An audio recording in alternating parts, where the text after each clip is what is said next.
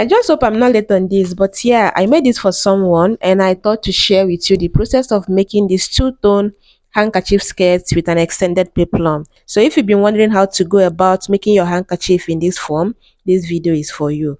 All you need to do is to watch this video to the very end.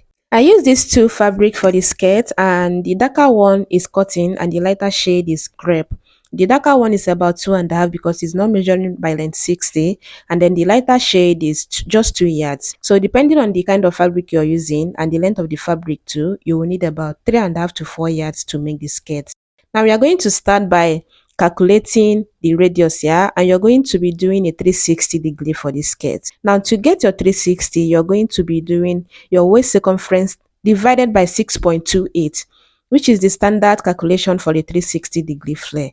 I'm working with a waist of 30 inches divided by 6.28 is giving me 4.77 something, yeah, which I can just make it 4.5, which is very safe because after cutting your flare you notice that it expands, yeah. But because I want to have extra allowance for future adjustments, yeah, I'll be just be making it 5 inches and still add extra 1 inch to that 5 inches, making it 6 inches. So in total, the radius I use for this skirt is 6 inches, yeah.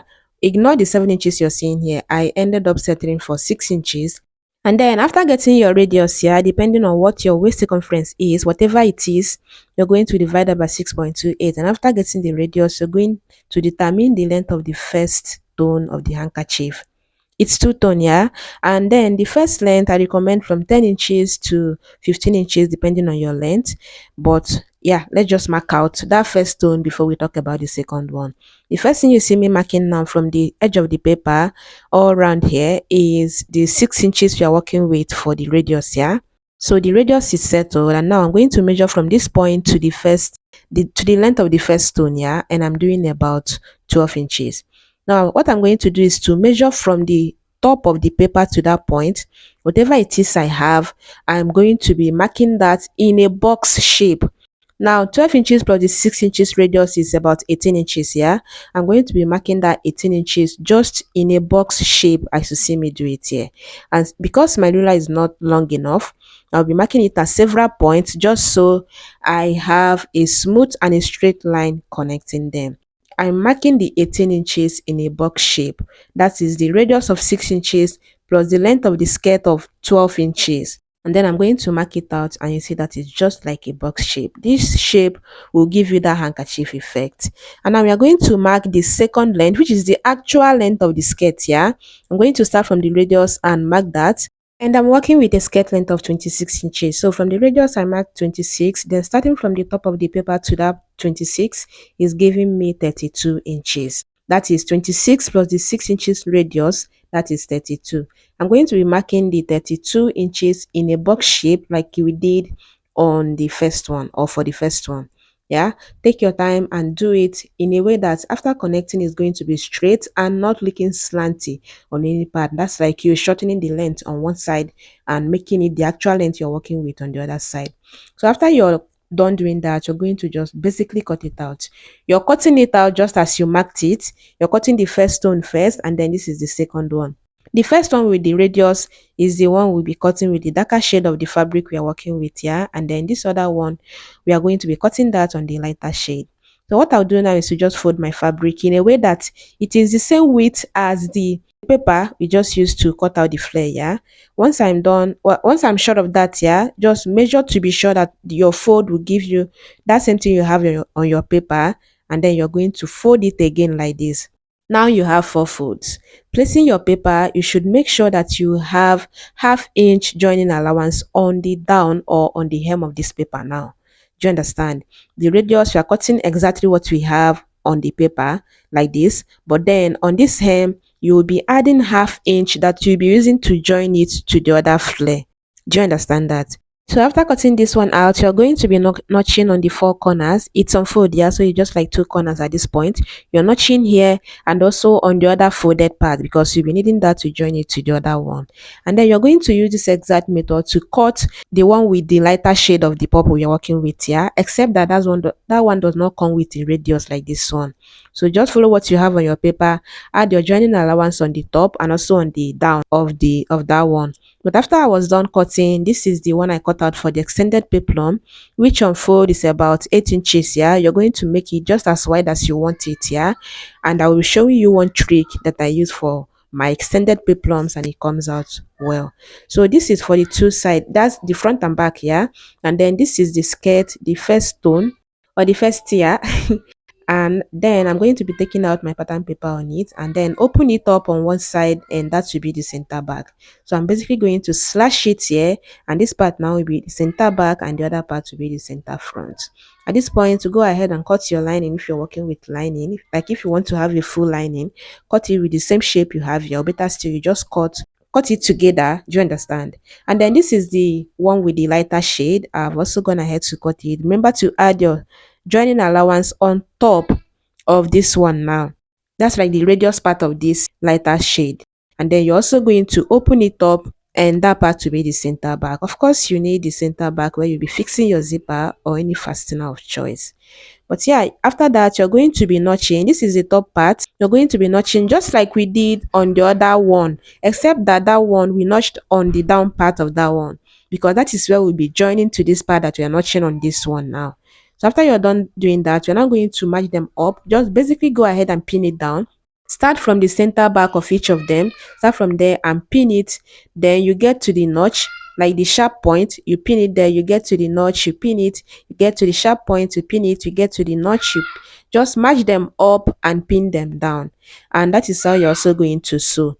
Now, while sewing, I recommend that you make sure that the shorter one, that's like the first stone that you're working with, is the one on top. That's the one you'll be seeing. It will be easier for you to control it. Then the next thing I like to do when I'm doing something like this is to notch. You see this point here? You're going to notch diagonally, just the exact way this part is diagonal. Do you understand? Just notch of about half inch. That same allowance you added to join. That's how much you're going to notch there. Then you're going to follow it through and join it. As long as you have that notch, it will be easier for you to work with this. And at the end of the day, you're going to end up with something as smooth as this. This is very easy to do as long as you already match them up with your pin, match the notches and the sharp points, and then you have those notches that you should notch. Yeah, it's very simple. It's just straightforward. Just once you get to that sharp corner, you're going to lift your presser foot, you take it to the other direction, and then you sew it all through. Like I said, if you're working with lining at this point, go ahead and also join your lining and just stitch it down on the waistline. But what you are doing now is to notch, that's the center part of the skirt, and then the two side seams. You're going to fold it into four, and then you notch it like that. And now we are going to work on this extended peplum. For this one now, I have two of them and they are equal. I even had to label them front and back here. And this one now will be the back, which you're going to like notch it to indicate the midpoint. That midpoint will be the center back. Then for this other one, which will be going for the front here, what I will do is to just go ahead and fold it into two and then get the midpoint. But then you see that I already folded this and pinned them down, yeah? The one that is not visible, like the part where I folded it, is the right side, which means that this part that you're seeing here now is the wrong side of this fabric, so that it will be easy for me to just get my calculation and then sew without having to open it up and fold it again. Do you understand? So after folding and getting the midpoint here, we are now going to divide your waist circumference by 4. And 30 inches divided by 4 is 7.5. Yeah. So what I'll do is to just place 7.5 like this, and then I'll mark it. And then what I'm going to do is to take out something from here, and to do that proper, I'm going to just determine the length that I want to have at the end of the day here, which I want to have about 6 inches or 5.5. So I'm going to mark that and add half inch to it, then curve it to that 7.5 I marked here. Can you see this curve? Then this other part at the end of the day, we still have our 8 inches that we want as the length here. Now I'm going to be cutting it out here, since I already have my half inch stitching allowance there that I'll be using to join it to the flare. And now after doing that, you're also going to notch it again to indicate the midpoint. Measuring again, you see that I have something more than that 7.5, which is okay, because the flare already have some allowance that we'll be using to adjust it later in the future. It's just as well that this one also have some extra allowance, so that when we adjust the flare, we also adjust the extended peplum. Now you're going to open it up and sew it like this.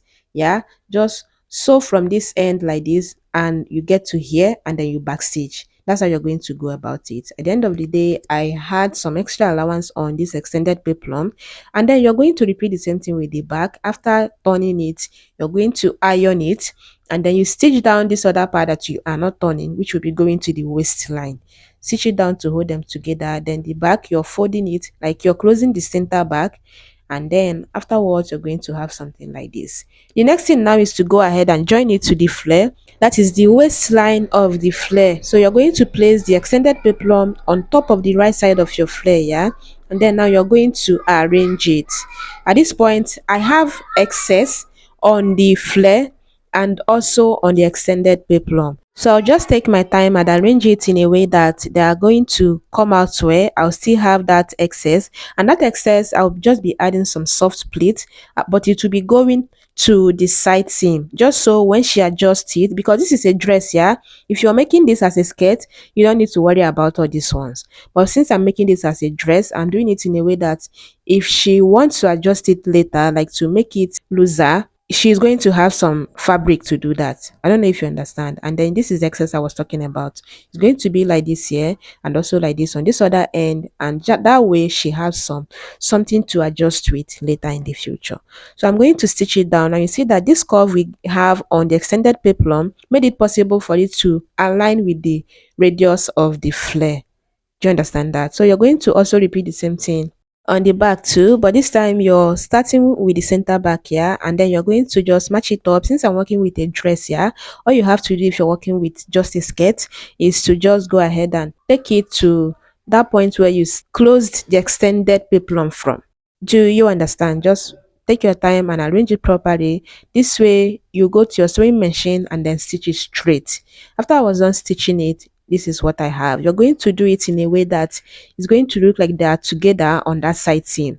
You don't have to have any of this thing that I have here. I went back and I stitched it down, so you can even overlap it by 0.125 or 0.25, just so it's not showing there. So take your time and do it. If you're working with a skirt, at this point you're going to attach your waistband and you close it on the center back, fix your zipper, and yeah, that's pretty much about it. But since I worked with a dress here, I just went ahead to finish up the top part, fix it to the skirt, and you can see what we have at the end of the day. You can tell that this came out so well, and I love it. Yeah, that's how you go about making your two-tone handkerchief skirt, and I hope you found this tutorial very helpful. If you did, let me know in the comments, and I'll be seeing you on my next one.